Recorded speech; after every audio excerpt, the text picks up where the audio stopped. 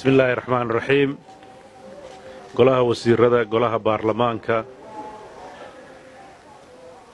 wasiiradii hore ee caasho geelle dadka faraha badan ee halka soo qayb galay xafladan qiimaha badan dhamaantiin assalaamu calaykum waraxmatullaahi wabarakaatu waxaan marka horeeto u mahadnaqayaa caasho geelle oo runtii gurigeeda maanta anigii waftigeyga nagu martiqaaday runtii cunto aad u macaan iyo jawi qurux badan iyo dad bulshada qaybahooda kala duwana oo isdhex galay anigoo dhalinyarada ka mid ah iyo odayaasha maanta halkan ku wada qadeen afurna marka anigu jiilka dhalinyarada ku jira ruuxadeedu aad baan iga mahad celinayaa waan rajaynayaa dhalinyaradu inay doorkeeda qaadanayso horena u qaadan jirtay haddaan kaftamo gudiyada faraha badan ee gaalkacyo ku arkay wasiiradeeda halis u gal wasaaradii bay qaato waxoodii shaqooyinkoo dhan gudiyay isu bedeleen marka laakiin gudiyada iyo wasaaraduhu inay wada shaqeeyaan baan rajaynaynaa oo si dhow u wada shaqeeyaan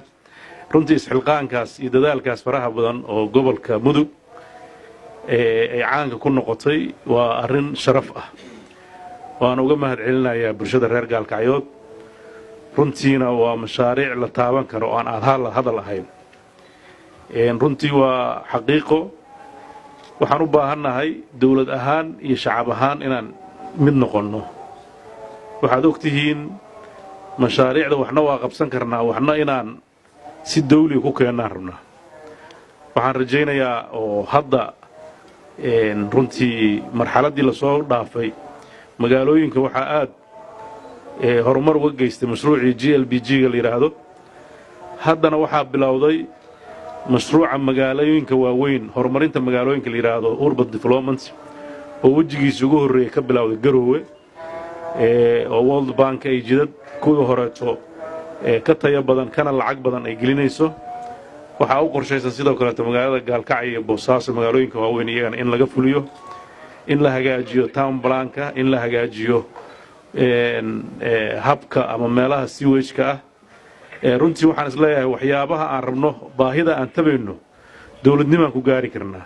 waxaan u baahannahay maamulka inaan hagaajinno waxaan u baahannahay inaan horumarin badan dhinacyadaha ka samayno dhallinyarada horumarintooda waa factorka waa qaybta ugu weyn ee dawladdan rabto inay wax ka qabato si dhow baan ula socdaa garoonka cawaale iyo waxa ka socda waan ogahay inaad dhisaankii sugaysaan sida wafdigii ugu dambeeyey inay yimid wasiirka warbixintu ay siiyey meelaha ka khalkhaladeen waa ii sheegeen dhinaca siwejka iyo biyaha meeshay ka baxayaan inaad guriga ka dhisteen waa lay sheegay si dhow baan ula socdaa meesha aad maraysaan iyo maraaxisha aad maraysaan waana rajaynayaa inuu goordhow dhammaado dabcan technical expertigii ku saabsanaa in dhismo caadiya uusan ahayn oo u baahan yahay design gaar ah sida roogga loo dhigaayo qaabka uu foorarsanayo waxyaabahaas waan la socdaa marka uu dhammaado aan rajaynayo sida lay sheegay 2 isbuuc gudahood inuu dhisaan ku dhammaanayo haddii ilaahay idan ka dhigo iida kadib in loo howlgalo ayaan ku rajo weynahay wax ka dhinaan doono oo caqabad aan ma jiri doonto haddii ilaahay wixii la haysto waa la haystaa wixii aan la haysanna ilaahay idankiis dawladdu waa ballan qaadaysaa waa dhismaya garoonkaas garoonka ugu horreeya inuu noqdo kan garoowe inuu dhismo kan boosaaso inuu dhismo saasaa qorshaynu yahay muddo yaroo kooban maxaa yeelay dhallinyaradii waxa weeye haddii dayicii ku dhacay waxaa ka soo baxay foolxumo fara badan waxaa ka soo baxay kufsi waxaa ka soo baxay dragis waxaa ka soo baxay xagjirnimo waxay halis ku yihiin noloshii bulshada oo dhan marka arrintaas dawlad ahaan iyo bulsho ahaan in la iska kaalmaysto in dhallinyarada cunto la siiyo oo loo labiso keliya maaha waxaa la rabaa in xooggooda ku jira inay u helaan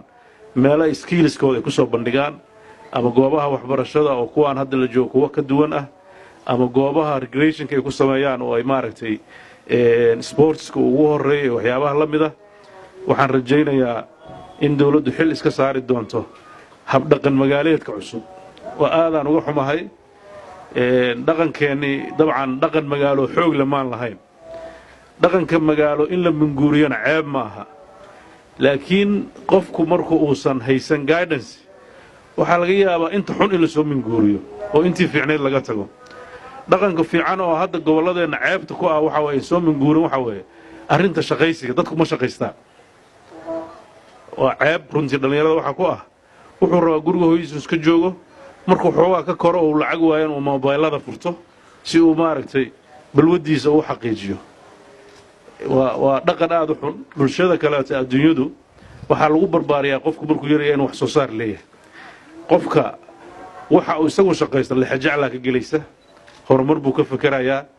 laakiin lacag ama been lagu siiyey ama waalid siiyey ama shaxaad uu ku soo helay ama uu soo dhacay haddii waad garan kartaa waxa uu ku fulin karo marka waxaan u baahannahay dhaqanka shaqaysiga ah waxaad ogtihiin gobollada puntland shaqooyin fara badan waa loo soo shaqo tagaa dadkeeduna waa shaqo la'yahay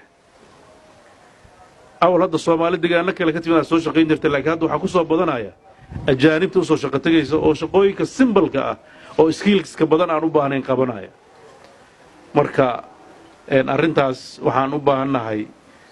wasaaradda iyo guddiyada dhallinyarada iyo dadka ka shaqeeya horumarinta bulshada oo wasaaradda waxbarashada ugu horrayso in aragti fiican laga qaato haddii ilaahay idmo arrintaasna xukuumad ahaan si dhow baan uga shaqaynaa qorshe cad baan ka leenahay fulintu waa dhici kartaa inay iska soo daahdo oo haddee sida caasho sheegtay muddo yar baan joognaa annagoon hadda dhalannaa la rabaa inaan orodno gurguurasho iyo socod annago marka orodka noogu kaadiya oo laakiin waa la gaaraya qorshe cad baa noo muuqda waan isleeyahay dhallinyarada khaasatan iyo waxa ku saabsan infrastructure-ka muhiimad gaara leenu leedahay gaalkacyo runtii intaan joogay aad iyo aad baan uga mahad celinayaa qaybaha bulshada oo dhan intii aan arkay iyo intaan aragba dhallinyarada jadwalkay ku jirtaa maanta haweenkaan la kulannay odayada waa la kulannay hadda aabayaashii hoyooyinkaan la kulmeen idinku waa dhineedeen inaan iga soo horumarinaa rabteen laakiin saas xoogaa waa laga fiican yahay dhaqanka waa dadka waaweyn baa inaga horreeya idinku waa ku xigtaan marka lama ilaawin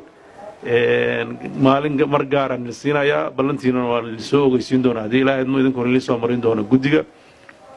insha allah stadiumkana waa booqan doonaa haddii ilaahay idinka dhigo wuuna dhammaystirmi doonaa